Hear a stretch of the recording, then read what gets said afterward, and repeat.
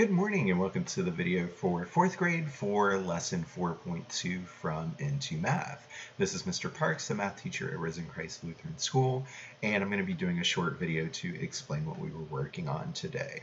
In yesterday's lesson, we were working with doing multiplication, and we found a pattern that each time we multiplied a number for our basic math fact, by a multiple of 10, we could add one extra zero. So 3 times 40, our basic math fact is 3 times 4, that would give us 12. 3 times 40 would give us 120. If I wanted to continue that out and multiply by a multiple of 100, then we could add 2 zeros or 3 zeros if we wanted to go into the thousands. We're going to be doing something very similar, but we're going to be dividing.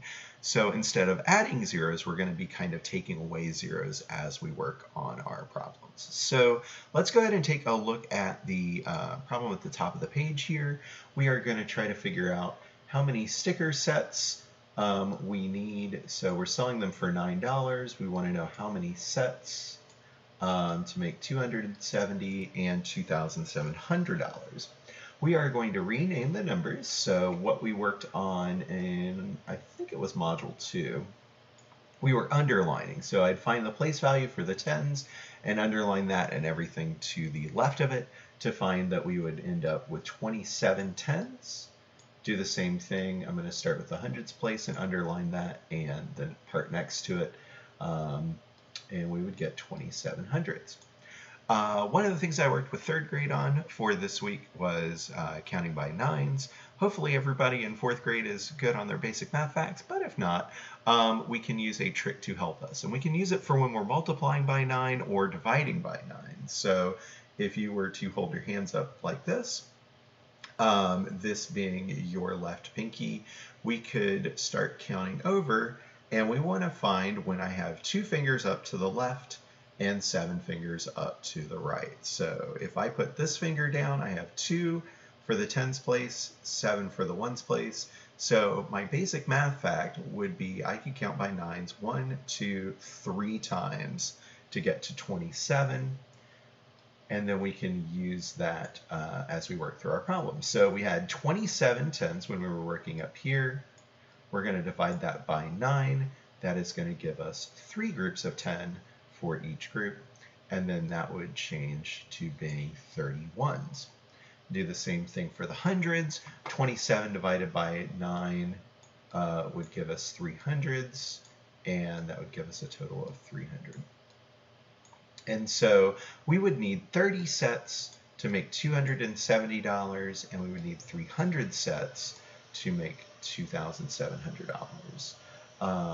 Our pattern, of course, being that each time that we're dividing, we would kind of be taking an extra zero away. So I don't have any zeros to take away here.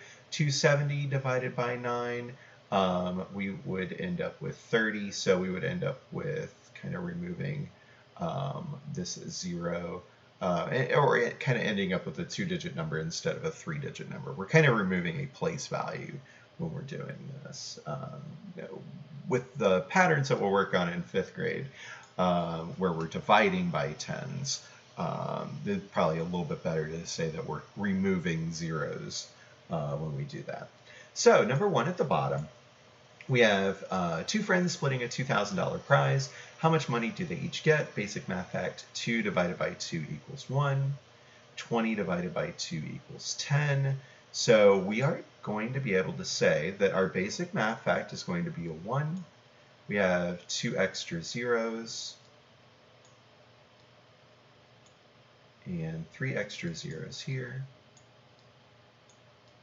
And so when we work through the pattern, our final answer would be $1,000,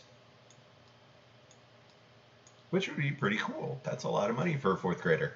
Ari has 2,000 marbles. He puts the same number of marbles in each of 5 bags. Our basic math fact would be 20 divided by 5 equals 4. And then if we go ahead and continue working on that pattern, if we change it to 200 divided by 5, we would get 40. And then the last one, our basic math fact would give us 4, and we could add back in the extra zeros that we have. but we're still going to end up with a 3-digit number when we divide. And so 400 marbles would give us the final answer for that. So that concludes what we're working on for the lesson for today. If you have any questions, please feel free to reach out to me either by text or email for my Risen Christ students and their families. Hope you have a great day, and I look forward to seeing you in the next video.